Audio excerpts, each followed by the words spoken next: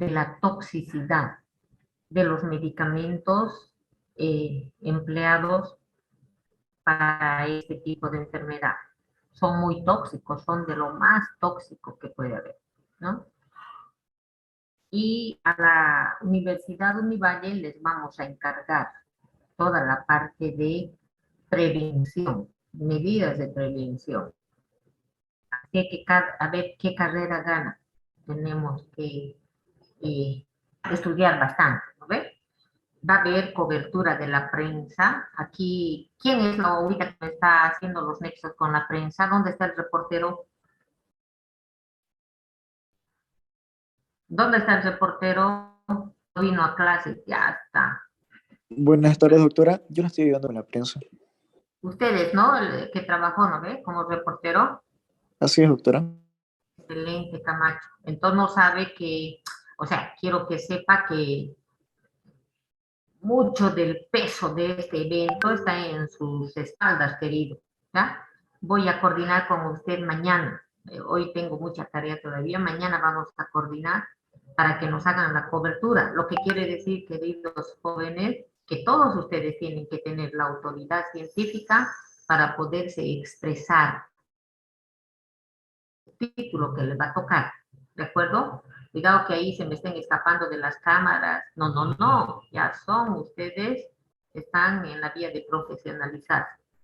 Y hay que hacer de cuenta que estamos frente al paciente o a los familiares de los pacientes. De eso se trata las ferias, para que cada vez vayan cobrando más experiencia científica ustedes y de comunicación. Porque ahí vienen los fallos con la ley. Los problemas de negligencia, de impericia, de imprudencia. Creo que no hay eso, sino es fallos en la comunicación. ¿De acuerdo? Bueno, querido Camacho, le pido que se comunique conmigo WhatsApp y vamos coordinando. ¿Ya? Gracias. Vamos por acá. Este esquema quizás puede aclarar todo lo que hemos estado comentando. Uno, ¿qué es el sodio? O digo, ¿cuál es su concentración? Esta que ya la tenemos, ¿no? Esta L debe ser minúscula. Las vías de ingreso, sabemos cuáles son esas vías, la vía oral. Ahora, cuando el paciente requiere, será por vía venosa. Ahora bien, la reabsorción es del 70%, fíjense, apenas perdemos el 30%. Y aquí es importante memorizar esto ya.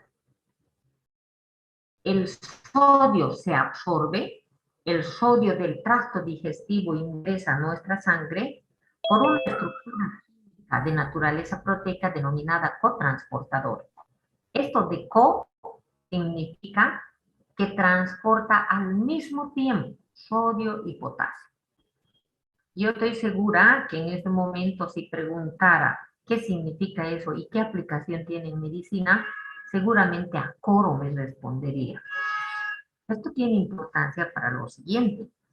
Fíjense, cuando un niño tiene diarrea, tengo que rehidratarlo, pero no con agua. No puedo rehidratarle con agua y azúcar. Tampoco puedo rehidratarle con agua y sal. Tengo que rehidratarle con suero de rehidratación oral, que lleva sal y lleva azúcar. Porque estas estructuras que están localizadas a nivel de las vellosidades intestinales solamente obedecen ante la presencia de los dos, sodio y potasio. Ojalá no se olviden de esto.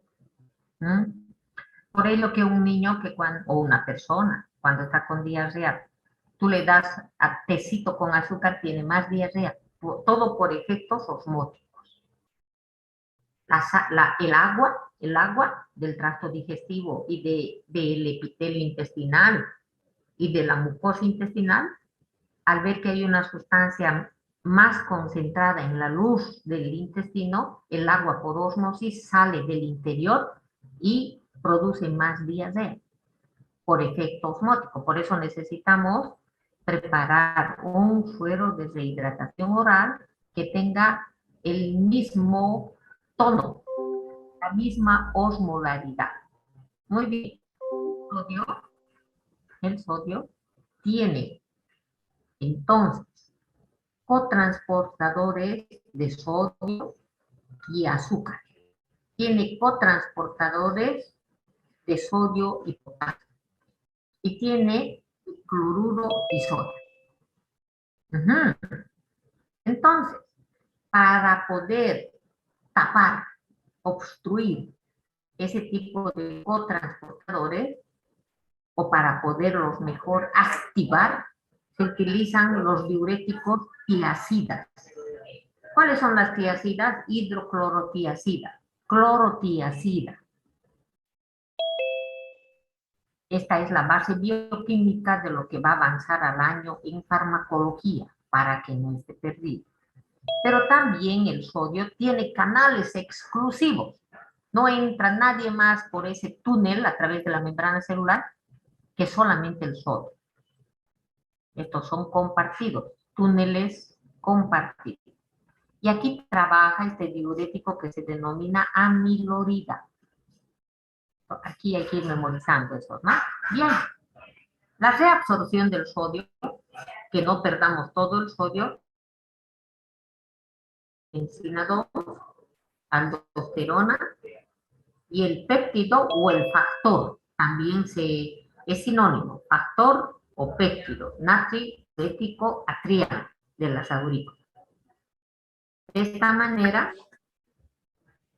manera se puede controlar el equilibrio del sodio. Sin embargo, este equilibrio, esta homeostasis, se puede romper. ¿Por qué se puede romper? Cuando no se elimina la suficiente cantidad de sodio de líquido. No se elimina lo suficiente. Recuerden que hemos dicho que el equilibrio se encuentra entre el ingreso y el egreso. Entran 10 sodios, tendrían que salir 10 sodios. Pero no se va, entra 10 y solo sale 5. ¿Por qué? No se está eliminando sodio y se va a alterar la concentración del sodio y van a surgir los edemas, las cefaleas, los dolores musculares en el paciente. Entonces, ¿por qué no se elimina? Aquí está, enfermedad renal, primaria o secundaria. Exceso de aldosterona. Puede tener un tumor en la glándula suprarrenal. O, fijaros, hipoalbuminemia. El hígado de esa persona no sintetiza albúmina porque tiene hepatitis, porque tiene cirrosis. Entonces, si no se elimina, va a aumentar el sodio en sangre. Si hay exceso de sodio, entonces se pierde poca agua. Por eso que no hay un salero seco. Todos los saleros son mojados, porque el sodio tiene una gran afinidad por el agua. Ahora, ¿cuándo se elimina más de lo necesario? Diarrea, en los drenajes postquirúrgicos, y la gran pena es esta, quemaduras.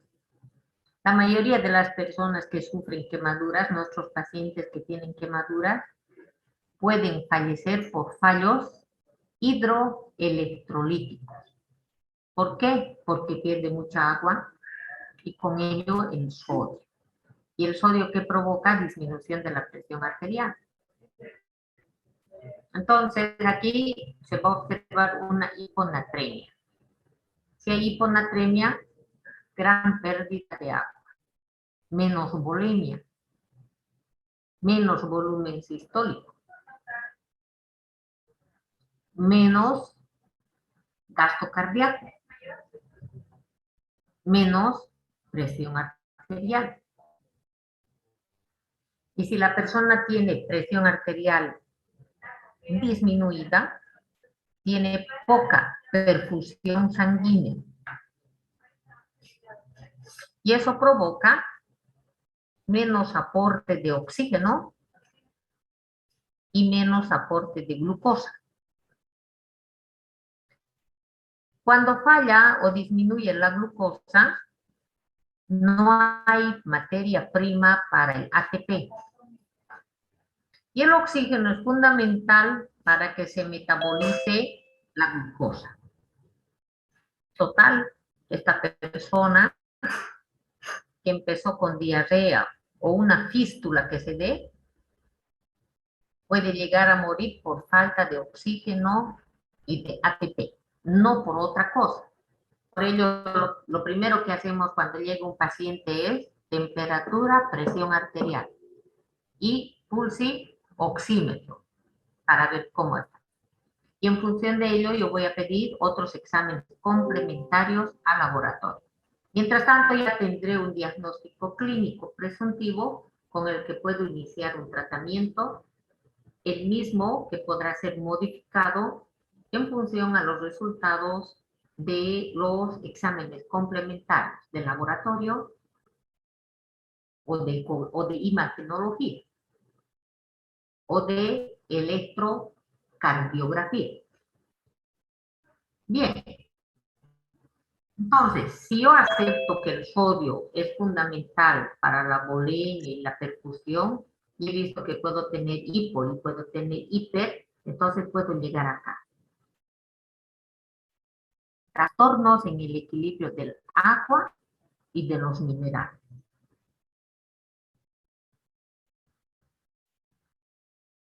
Ya no es, miren, la pregunta del examen es, ¿no? ¿Cuáles son los trastornos hídricos del cuerpo? La respuesta es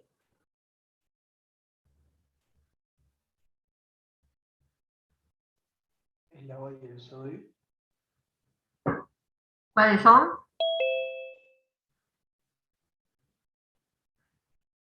Y la deshidratación y la hiperhidratación. Ya tienen una pregunta al examen. Pero eso es solamente desde el punto de vista del agua. Trastornos hídricos que se pueden dar en un paciente. Para ello es que le decimos al paciente, abra la boca para ver los labios, si están hidratados, deshidratados. Abra la boca para ver la lengua, si está hidratada, no está hidratada. También le examinamos la piel para ver el turgor de la piel. Ahí ya sabemos si está hidratada, deshidratada. Eso van a aprender al año en semiología. Pero vean que eso tiene su base en bioquímica.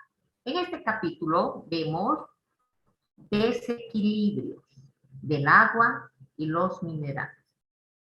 Entonces, no debemos olvidar, cuando se pierde el equilibrio del sodio, de la mano va desequilibrio con el agua, o a la inversa. Desequilibrio del agua con aquel.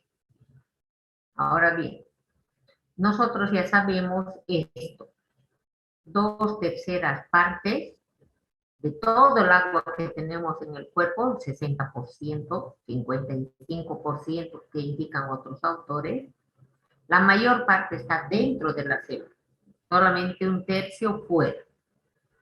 De este tercio de fuera, hay una parte mínima que está en los vasos sanguíneos y la otra parte está en el espacio intercelular. Bien, estos déficits o excesos de esta agua corporal se pueden distinguir dentro de la célula y fuera de la célula. Es decir, que primero se gasta el extracelular y luego el agua de dentro de la célula es solitario. Y dice, caramba, falta agua ahí fuera de la célula. Entonces las células donan su agua intracelular para poder siempre tener un equilibrio.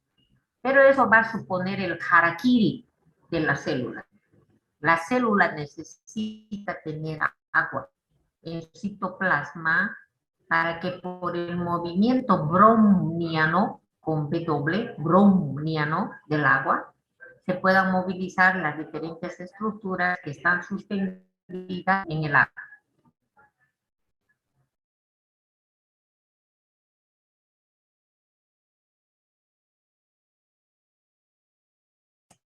Doctora, su micrófono está apagado.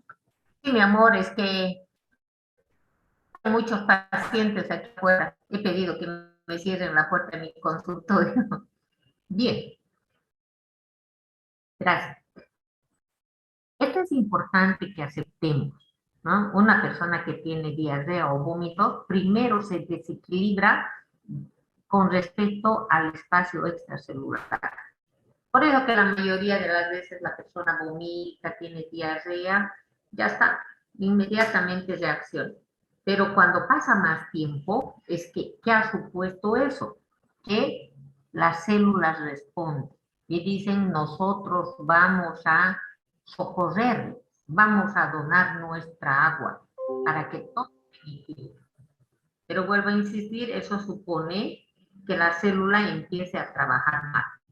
A más tiempo de trastornos por vómitos, diarrea, sudoración, las células son las que van a empezar a, como ustedes han visto en la parte práctica, van a empezar a experimentar la plasmólisis.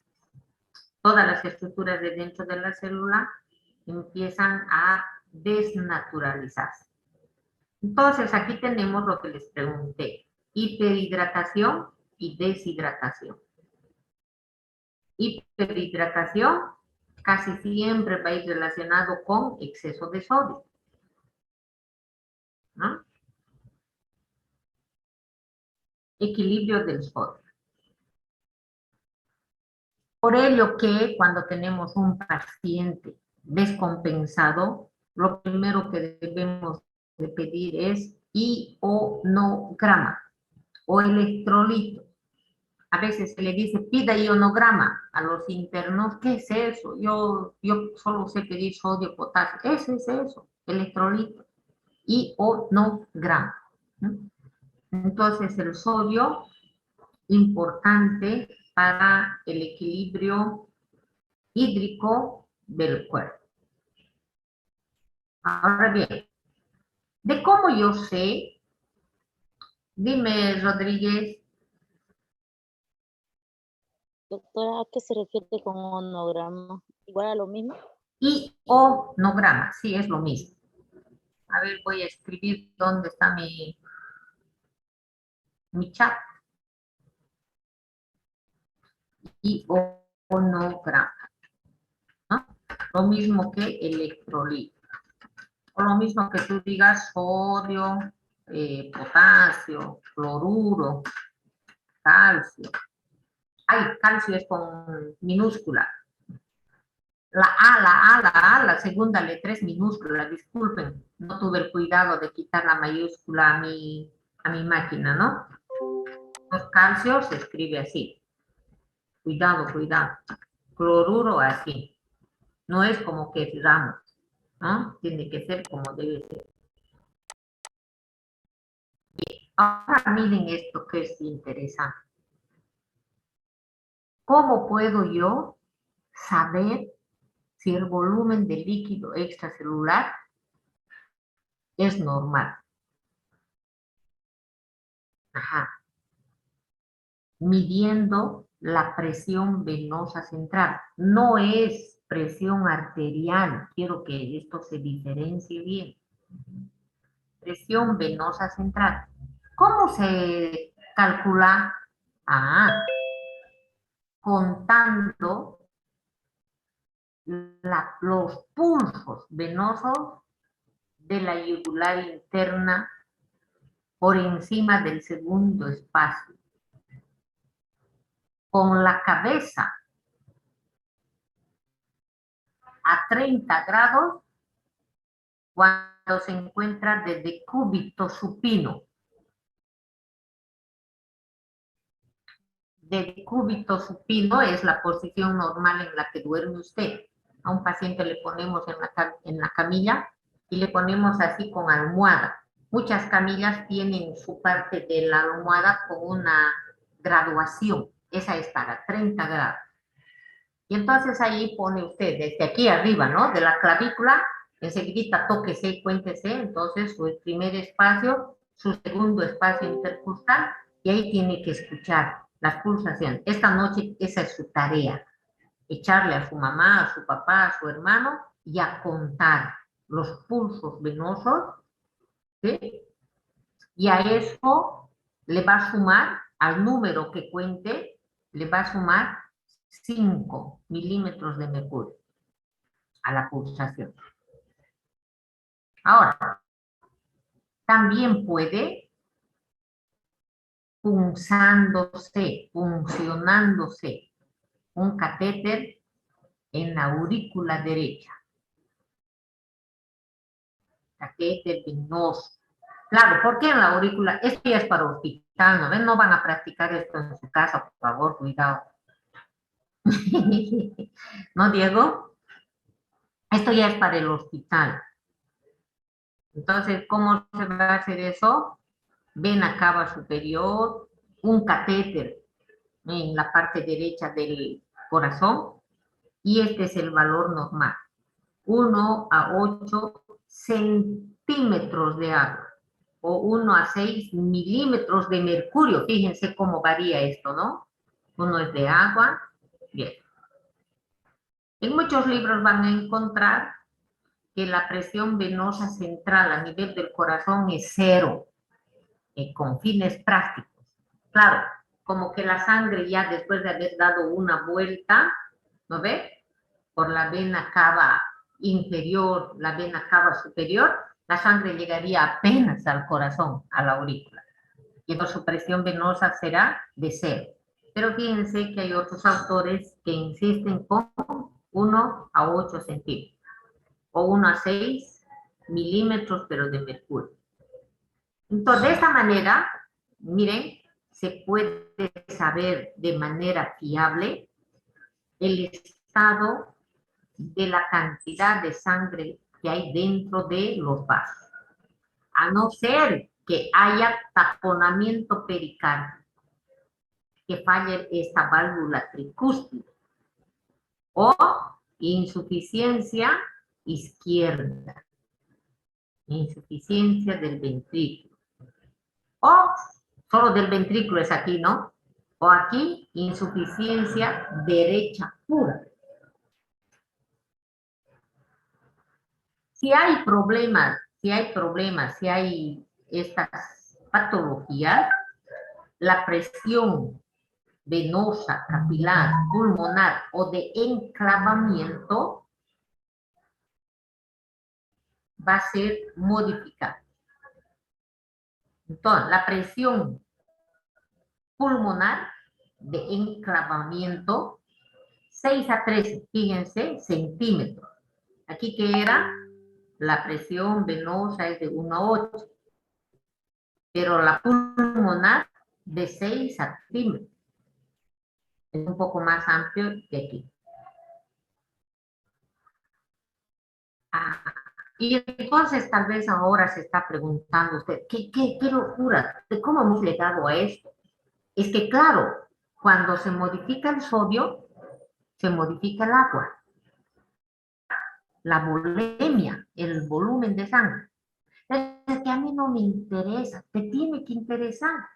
Porque si tiene más sangre de lo que debe tener tu paciente, porque come mucha sal, porque tiene un problema con la bioquímica de sal, ¿qué va a pasar? Su presión venosa central, que debía ser 0, que debía ser normal hasta 8, entonces va a ser de 15, de 20. Pero ¿qué problema? No, es que eso tiene repercusión en el pulmón. Usted sabe por anatomía que el pulmón es una estructura bastante lábil. Es una esponja. ¿Qué le pasa a una esponja si usted le dispara con mayor presión una manguera? Se va a destrozar la esponja.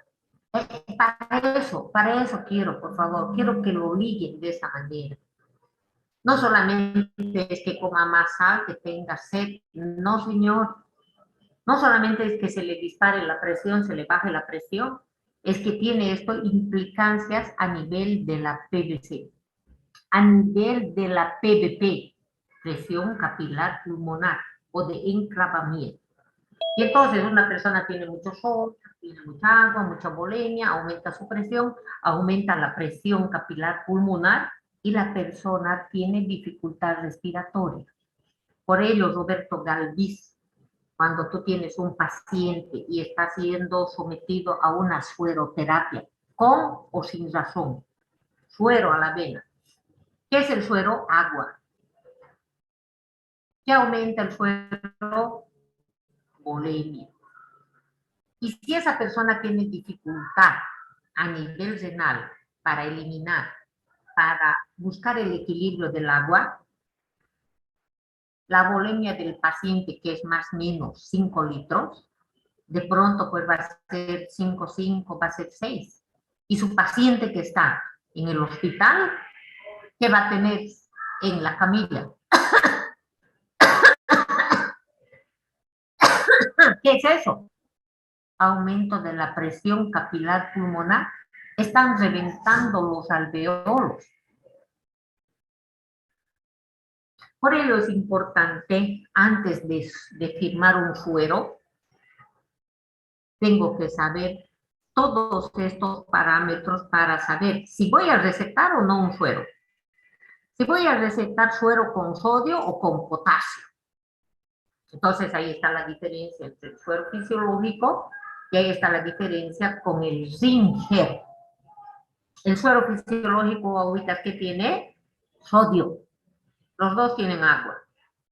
Pero el fisiológico tiene sodio y el Ringer tiene potasio.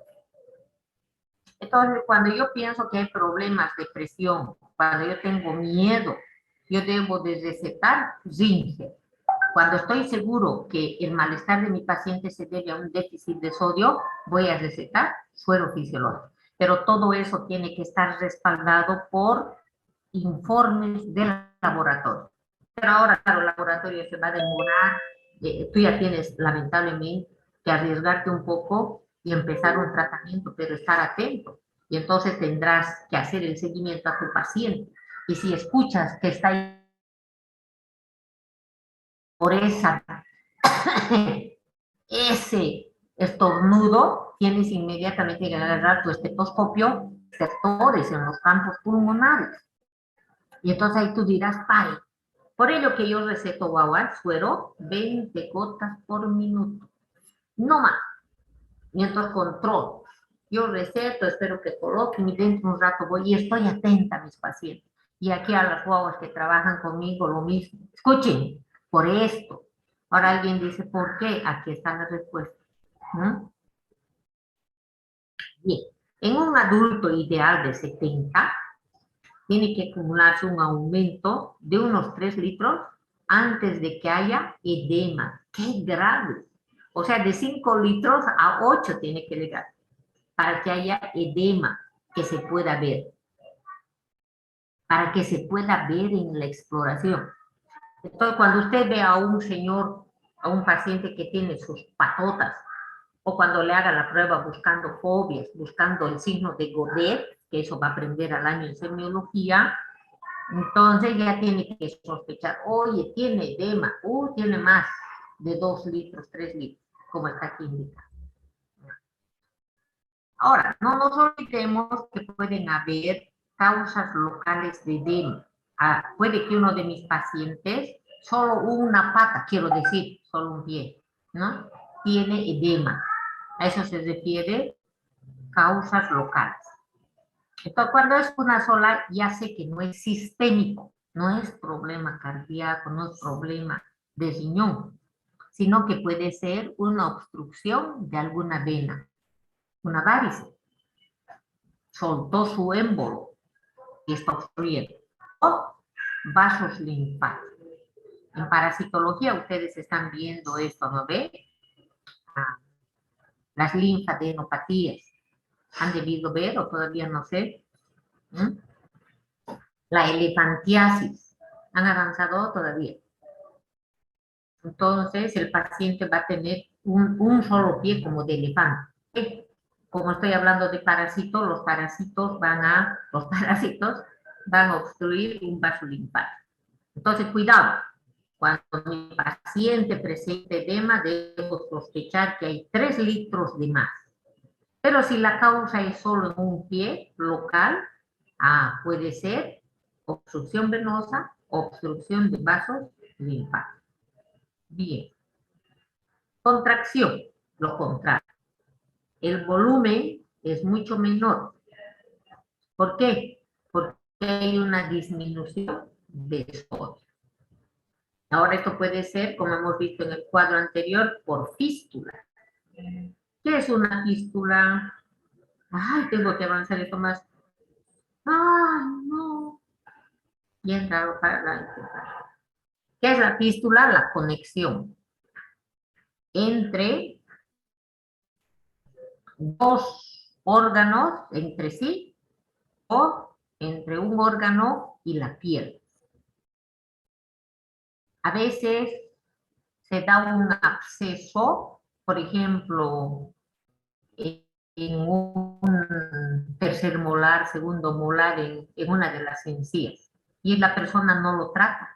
Entonces el absceso crece y busca su camino por afuera y empieza a drenar el líquido purulento. Esa es una fístula. Se fistulizó, se abrió camino a la periferia. A veces en el interior del cuerpo puede haber una inflamación en el riñón y entonces se va a conectar al otro riñón o al hígado. Entonces se fistuliza. Ya van a aprender más adelante cómo la vesícula biliar, por ejemplo, con los cálculos que tiene, se busca su camino directo al intestino, directo a la primera porción del duodeno. Esa es la nitirización. Más adelante, hablando de física. Veamos aquí. Alteraciones de este equilibrio hídrico, entonces hemos dicho hiperhidratación y deshidratación. En los dos casos, fíjense, puede ser hipertónica, con mayor tono, con igual tono o con menor tono. Hiper, iso e hipo. ¿Cuándo se va a ver hipertónica? O sea, cuando una persona va a estar hinchada y va a tener más sodio, eso es hipertónico. Síndrome de Cushing porque la persona consume corticoides. Todos los medicamentos como dexametasona, prednisona, todo lo que termina en zona con S, no con Z. Por ello no se debe usar corticoides, no debo recetar a mis pacientes corticoides. Ahora, isotónica, la persona está hinchadita, pero tiene la misma proporción de sodio. Esto es síndrome nefrótico, poca proteína, insuficiente. Hipotónica, cuando se administra mucho suero glucosado. Muchos de estos casos de los y de la provincia vienen a morir al hospital. Esto hay que tener cuidado. Deshidratación, entonces, la persona pierde mucho líquido. ¿Y cuándo sucede esto? Los churrasqueros, la extrema sudoración, hiperventilación. Esto es interesante. Cuando una persona se enferma de cualquier etiopatogenia, 1 o 2 días se queja con su familia. ¿Cómo? Con hiperventilación. Y entonces la persona, ¡ay, me duele! ¡Ay, me duele! ¿Qué está haciendo? Está perdiendo la poca agua que tiene, la poca energía que tiene, está hiperventilando. Por ello, yo a mis pacientes les digo, señora, perfecto, yo sé que le duele, pero cierre su boca. Se le están saliendo sus gases, le digo. A ver, ustedes van a hacer la prueba, hiperventílense ahorita, a ver qué van a sentir en su cabeza y en su tórax. Hagan unas 3 veces, con fuerza. A ver, ¿cómo se